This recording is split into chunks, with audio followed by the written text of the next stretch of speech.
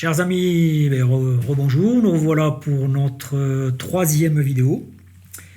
Donc dans cette vidéo, nous allons aborder les outils d'analyse possibles pour avoir un diagnostic global et le récapitulatif des bonnes manières lorsque vous devez prendre une décision sur par exemple le cas école que nous avons vu précédemment dans la seconde vidéo. Donc là, je vous ai mis tout simplement un exemple type de bilan. Alors, il n'y a pas que ce type de bilan, il peut y en avoir plusieurs de réalisables.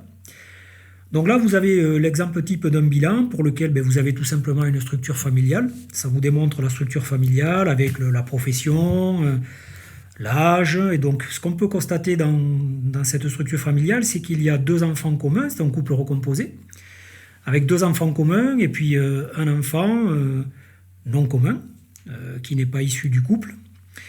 Donc ensuite, vous avez une définition, par exemple, du régime matrimonial avec la séparation de biens, quoi ça implique au niveau de la séparation de biens. On peut faire la même explication lorsqu'on est marié en communauté légale. Et ensuite, vous pouvez avoir ce qui a été déjà consenti dans la structure familiale, savoir s'il y a eu des donations, pas de donations. Donc ça peut avoir une incidence directe sur, au niveau de la succession, sur le choix qui peut être pris, soit 100% usufruit, soit un quart en pleine propriété, soit un quart en pleine propriété et 3 quarts en usufruit. Donc dans certains cas c'est possible, et dans d'autres cas, donc là par exemple dans le cas d'un couple recomposé, l'option 1 quart en pleine propriété et 3 quarts en usufruit n'est pas possible. Donc structure familiale, on prend en compte tous les éléments. Derrière, on prend la situation patrimoniale, à savoir les biens de monsieur. C'est un exemple avec des chiffres, les biens de madame, l'indivision, les dates d'acquisition.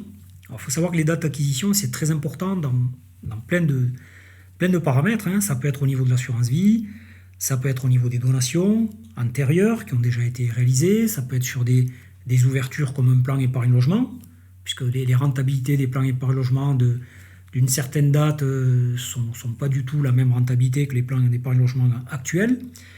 Enfin voilà, donc les dates sont très importantes, et puis savoir à qui appartiennent les choses bien scindées, monsieur, madame et en indivision. Donc ça c'est le total du patrimoine qui est bien mis dans les cases. Ensuite vous allez avoir une répartition de vos actifs. La répartition des actifs, c'est important parce que d'un simple coup d'œil, ça permet de voir au niveau des biens d'usage, l'immobilier de rapport, le financier, que ce soit l'assurance vie ou les valeurs mobilières, l'épargne à moyen long terme, la disponibilité directe, comment sont réparties les choses et est-ce qu'il ressort une anomalie d'équilibre, je dirais, soit en immobilier, soit en financier, voilà. D'un petit coup d'œil, ça nous permet d'avoir une vision. Alors ensuite, on va analyser dans un bilan type de global, on va analyser tout ce qui est revenus et charges ensemble. C'est-à-dire qu'on va prendre d'un côté les revenus, les charges de l'autre, et ça va dégager, bien sûr, ce qu'on appelle le solde budgétaire, c'est-à-dire votre capacité d'épargne. Donc ça, c'est très important dans un couple pour pouvoir justement envisager certains types de placements ou certaines choses à prévoir. Ensuite, on va dégager dans ce type de bilan tout ce qui est impôt sur le revenu.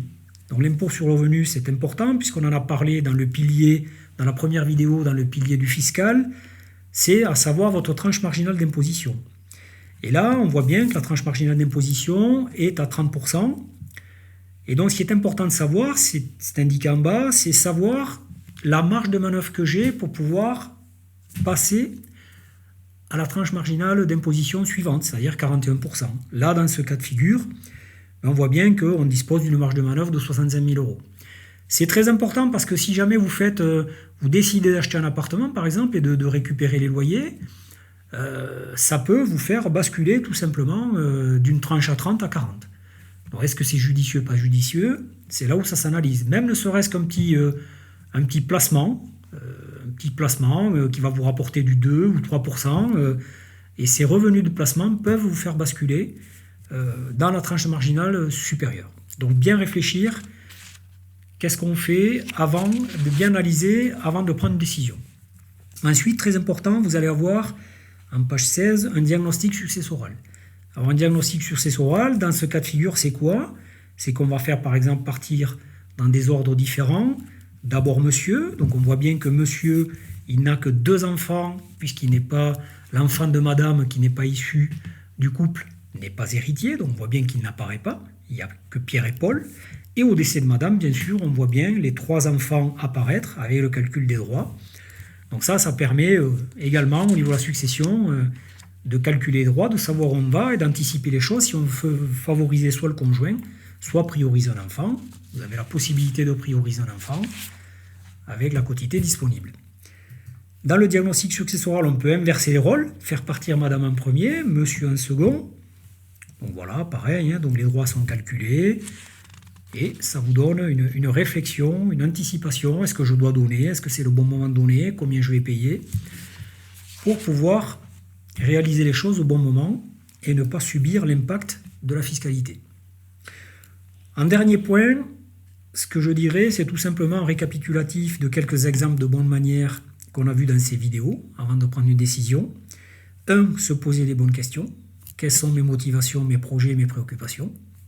Ça, toujours, c'est régi par la ligne de vie qu'on a vue précédemment. Hein. On n'a pas les mêmes besoins à 20 ans, 30 ans qu'à 70 ou 80 ans.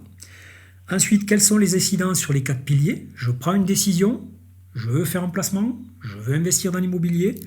Qu'est-ce que je dois privilégier? Et quels sont les impacts sur le juridique, le fiscal, le social et le financier? Rien ne vaut plus qu'une étude complète à ce sujet. Troisième point, c'est diversifier son patrimoine par classe d'actifs. C'est jamais très bon d'avoir tout son patrimoine en immobilier ou d'avoir tout son patrimoine en financier. Donc le but, c'est de bien équilibrer les choses dans un couple, monsieur, madame, et de bien diversifier les actifs pour diluer le risque. Quatrième point, pour le choix d'une solution, on a bien vu dans le basculement d'une tranche de CSG supérieure, reprise des aides. Donc tout ça, ce sont des questions qu'il faut se poser lorsque vous agissez sur le patrimonial. Donc une étude patrimoniale en amont vous permettra justement de mesurer ces impacts et de prendre toutes les choses en compte. Donc bien sûr, pour tous ceux qui sont adhérents à notre newsletter sur le site épargnantaveyronnais@gmail.com, on rentrera bien sûr de plus en plus dans le détail sur des sujets bien précis pour lesquels nous pourrons répondre à vos questions. Voilà, bonne soirée à tous.